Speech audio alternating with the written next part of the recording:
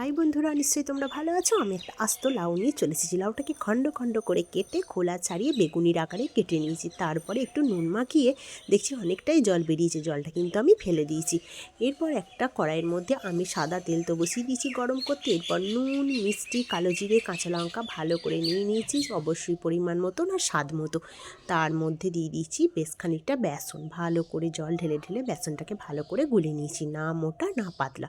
এরপর গরম মশলার সাথে গোটা জিরে, ধনিয়া, কাঠকোলাই ভালো করে ভেজে নিয়ে শুকনো লঙ্কার সাথে গুঁড়িয়ে দিয়ে দিলাম বেসনের মধ্যে। এরপর দেখো লাউয়ের পিসটা নিয়ে এপিট ওপিট করে ভালো করে বেসনটা মাখিয়ে কিন্তু গরম গরম তেলে আমি ছেড়ে দিয়েছি।